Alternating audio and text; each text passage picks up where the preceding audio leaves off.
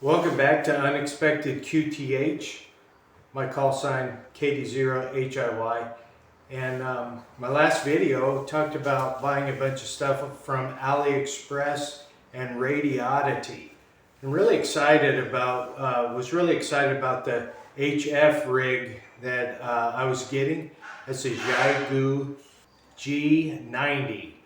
And what I was really surprised at was that radio was delivered to me here in Poland 3 days after I replaced the order. That counts the day of the order. So just 3 days after I placed the order, this radio was here with the accessories, and it left me in a little bit of a quandary because everything else I ordered is a good solid 2 weeks or more out.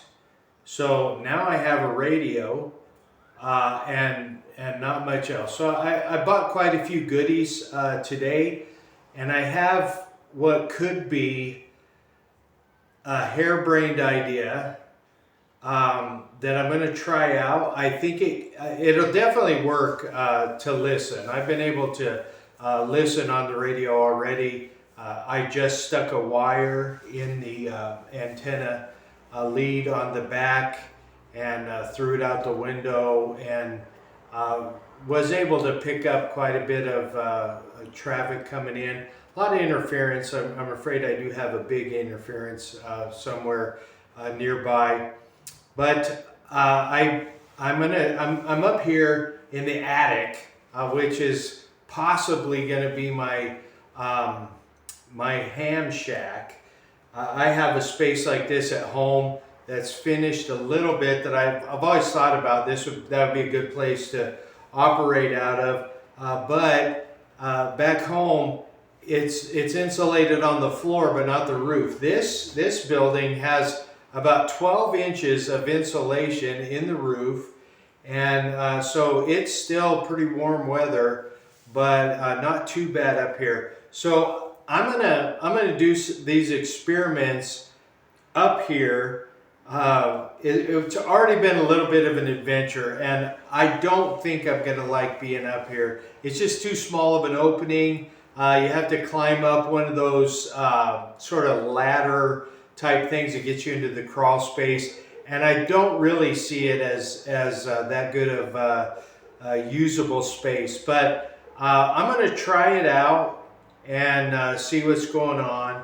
So I'll bring you up to speed on what my harebrained idea is, but I'm just going to show you some of the things that I got today, and maybe show you the radio a little bit before I get it hooked up to power up here. Okay, so here's my Xiegu G90, and I've already got it kind of assembled. But if you can see on the microphone, there's an awful lot of controls. This is nothing new. Some of my Yaesu had a microphone like this, my 857D. So this is pretty common. Gives you a lot of buttons, opportunities to enter frequencies here. There's a number pad, numerous keys. But what I liked about this, it's got a really good size to it. And so I think when keying, sometimes I've had smaller mics that had a lot of buttons on them, and I had the problem of punching buttons when I was keying the mic because my fingers wrapped around. But this has a pretty good feel, and I think I'll be able to train myself pretty easy to stay out of the buttons.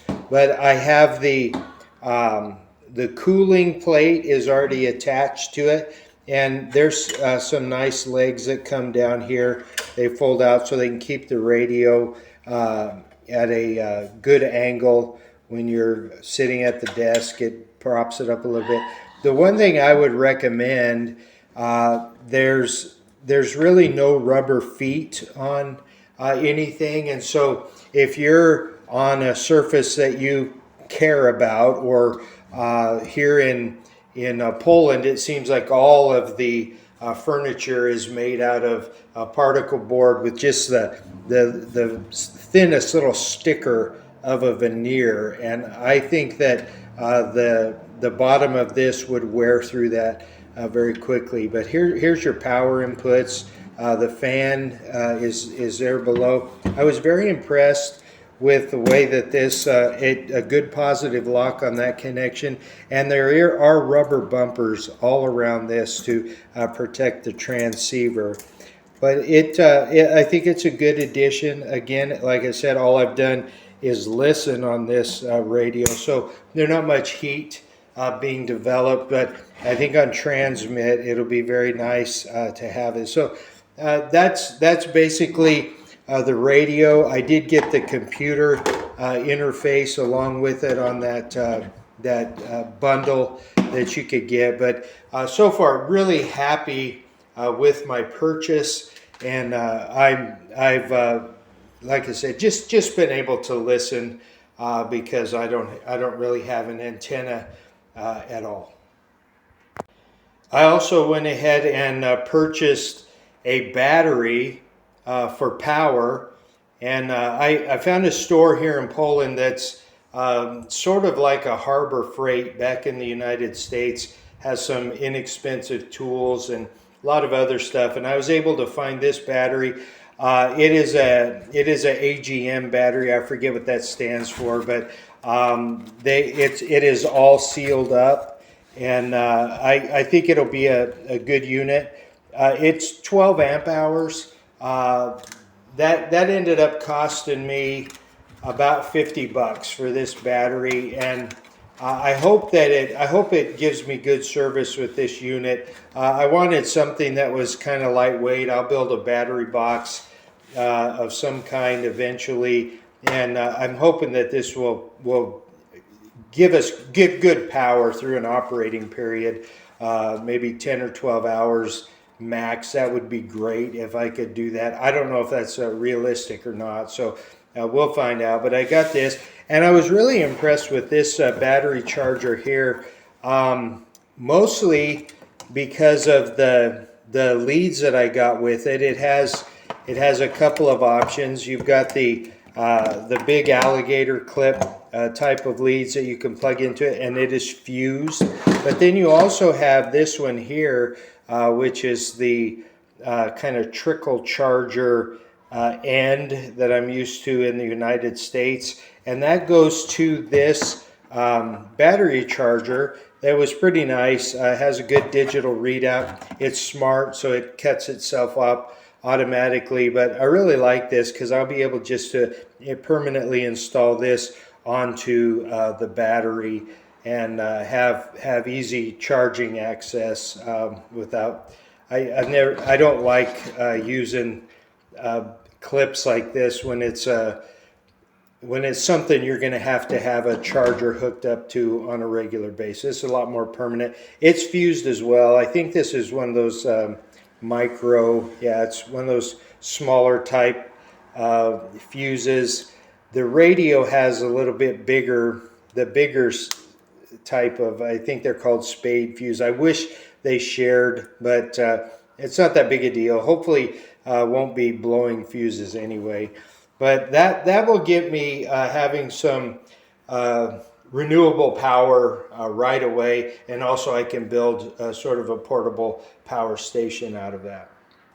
A few other little odds and ends that I bought to complete the power. I did go ahead and buy a low-cost multimeter, have one coming from AliExpress, but I wanted to go ahead and get a hold of that now just to have on hand to make sure everything's conducting right, or troubleshooting I might need to do.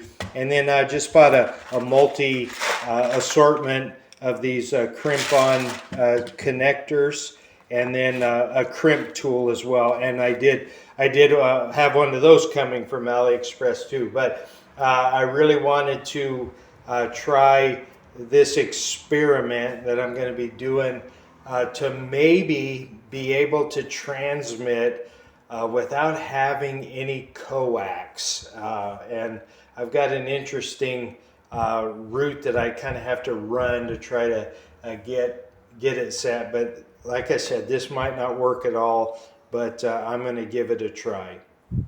Okay, so I'm going to install the charging jack and then also the power jack for the radio get some connectors on there so I can put there. So here's the one for the battery charger, and when you look at the bolts, little bolts for the battery, you can see that they're pretty large. I think they wanted these to work on a variety of things, and so this is probably designed for a larger bolt so it could fit a car as well.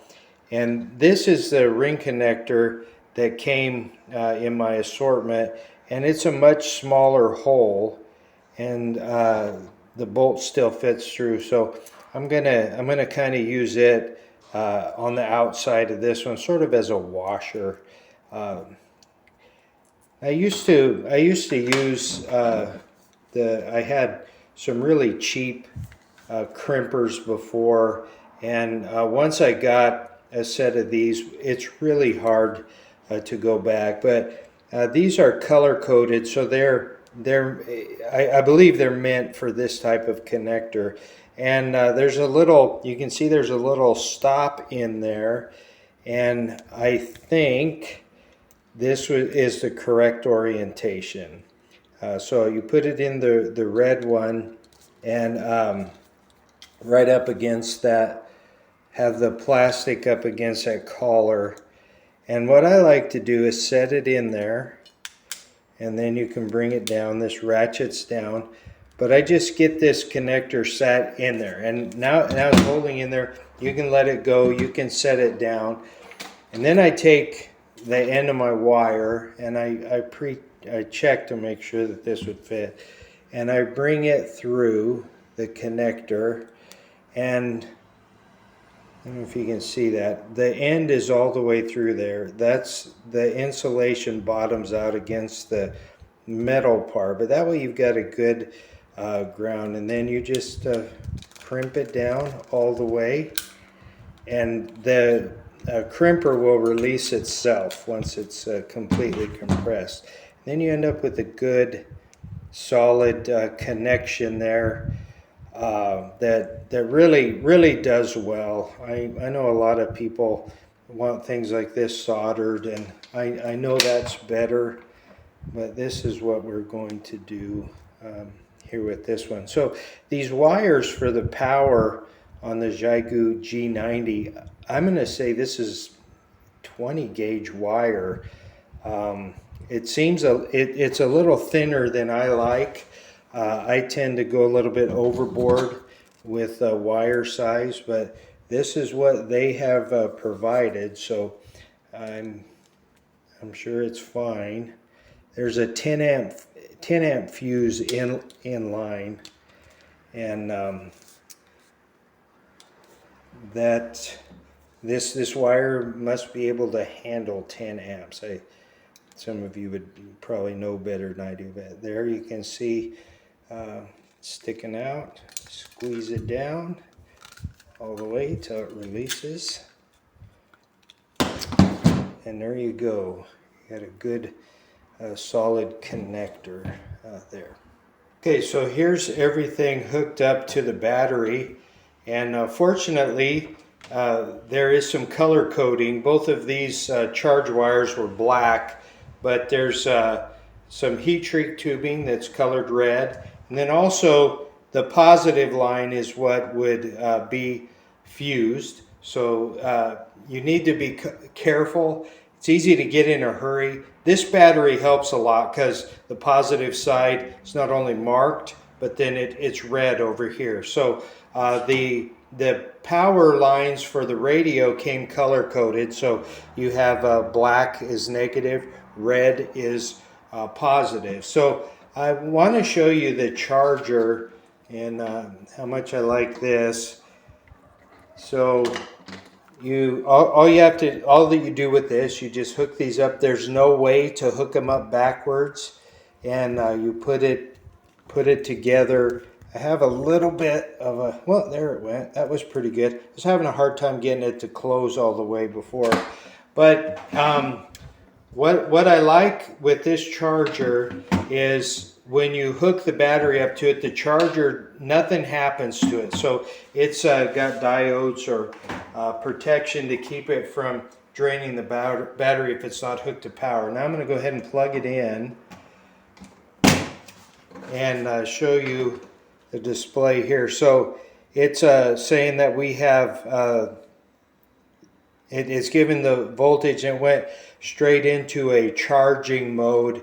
I've noted this battery is fully charged, but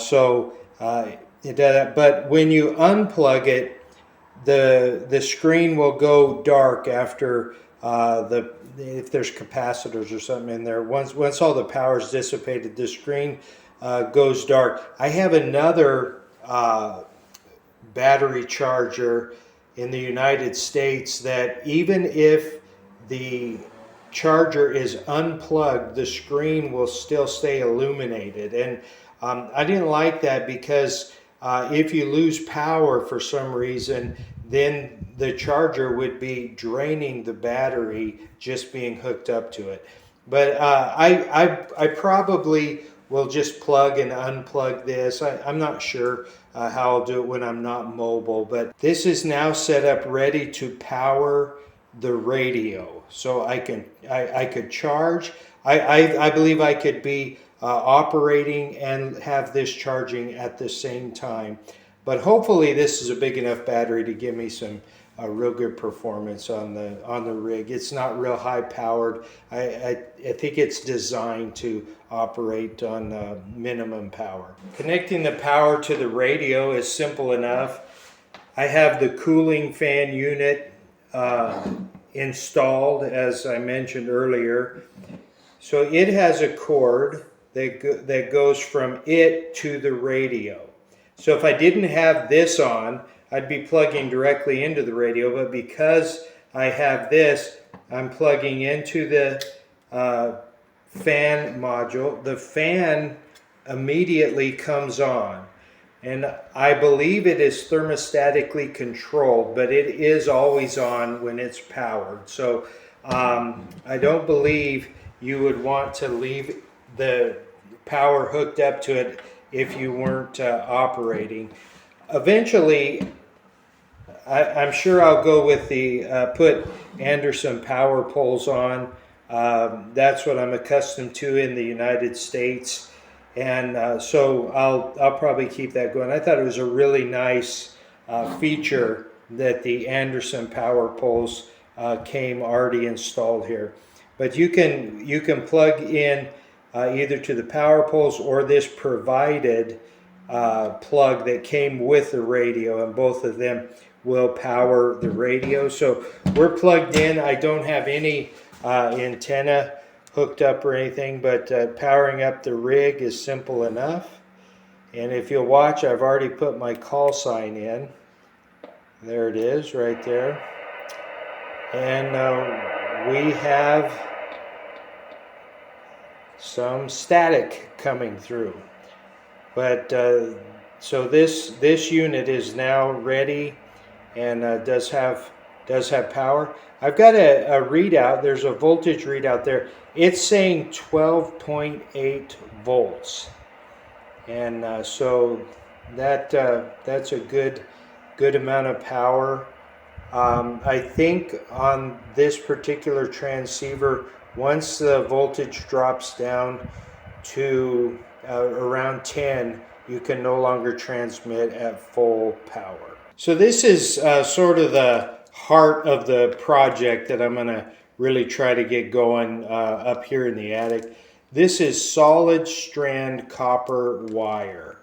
And the reason I went with solid strand is I'm going to try to make at least part of this what used to be called a twisted pair. They use this a lot in the telephone when they were doing landlines on telephone. But a few years ago, when we were having my local ham club we were having trouble with some interference up on our repeater, and we had put in a bunch of ferrite beads and things like that, trying to stop the interference that we were getting.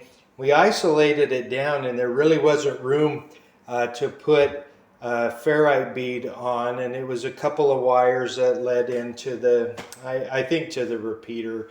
But a buddy, he had read that if you twist wires together, it blocks radio interference. So we pulled the plug, we put a few twists in the wire, and it cured the interference we were getting. So I'm going to experiment with seeing if I can sort of twist a section of this and get a good clean signal from this table where the radio will be, out the window, through a metal framed skylight, or out the skylight, which is metal framed, over the metal roof next to the TV antenna.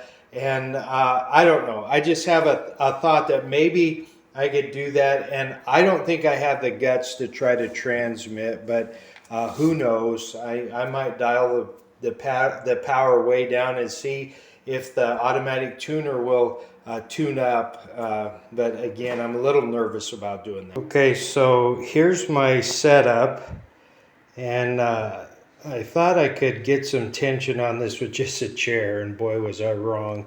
So I had to add a counterweight. That's my son Colton sitting there. Say hello, Colton. Okay, yeah, that's his way of saying hello. But I'm just going to try to very slowly twist, and I'll get started here, but I really need both hands for this. So we just, whoa, that was not slow at all, but the wire is twisting. So far, so good. I'm going to use two hands for this. Okay, I'm really happy with the result that I got. This is why I use that solid core wire. I got a nice even twist all the way down, and we'll see. This might be just a goofy waste of time, but this could be a viable substitution for coax. See you later, guys. So here's what the final product looked like on this antenna experiment, and you can see I've just got the long wire plugged right into the SO239 connector, and then it's harder to make out, but I do have the ground radio on the lug, the ground lug on the back of the radio,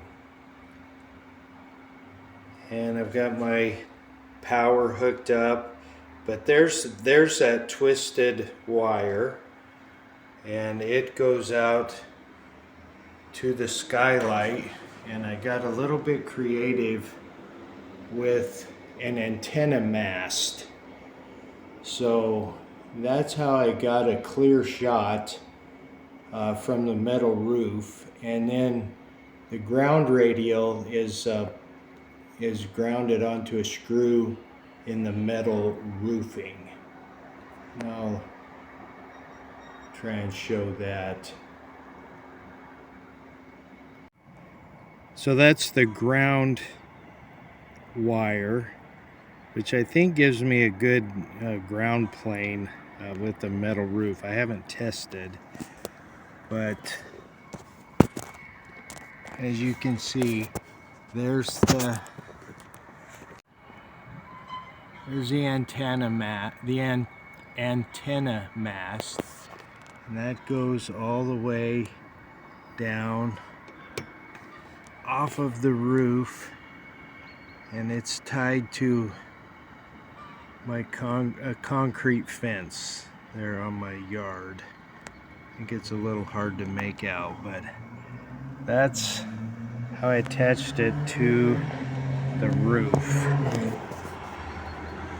So the really unexpected thing happened. I was messing with the radio. It tuned up pretty easily on 20 meters. It tuned it up to minimum SWR. Wasn't even registering on the SWR sweep on the radio. And so I was messing with my mic gain, just trying to get it where I was talking and putting out maximum volume. So I was keying up the mic and doing my call sign numerous times, messing with the mic gain, and the station came back to me from Belgium. So it not only tuned up, but I was able to make my first contact. So I had always heard it said that this Xiegu G90 the tuner would tune up a coat hanger, and I'm pretty sure I have made one of the world's largest coat hangers basically. I'm really shocked that this worked. I just took a chance. I was real nervous about it. I started tuning up like on 1 watt, and then I keyed up on 1 watt to see what it would do. And when it kept tuning it up, and I tried quite a few bands, but the only thing that seems to have any activity on it right now is 20 and 40 meters. And at 20 and 40 meters, it was able to tune up real well. And so I tried some transmissions, and lo and behold, I have the video of the contact or the tail end of the contact. I wasn't ready for it at all. I didn't think anyone would hear me, and so I was very shocked when they came back. And so I have my first contact with the Xiegu up here in my attic with a coat hanger as a antenna. Okay, yeah, fine business. Thank you very much for waiting on the frequency. Yeah, we tried also with the Dutch station, in the Netherlands on web SDR, but for direct QSO, it's not possible at the moment. So I thank you very much for the short QSO. We will be on the internet, and greetings also from stations from our stations from in Hungary, and hopefully you can work some stations in Europe with the little Xiegu and the portable station 7 and we will continue on this frequency with the stations from Hungary. Bye-bye. Kilo Delta Zero, stroke Hotel India Yankee. This is Ocean 94 Mike, November Echo and Group. Roger, thank you again for the call, or for answering my call. This is Kilo Delta Zero, Hotel India Yankee 73, out. Yeah, thank you very much. Bye-bye. Have a nice day, and have a nice day here in Europe. Ja, nou, ik geef niet voor meer op. Die heeft een beetje de netcontrol functie op dit moment, want ik kan het Tom ook niet nemen. Onderhalf tegen 1 minuut uit Alpha, dus doe het 4 Mike, November Echo.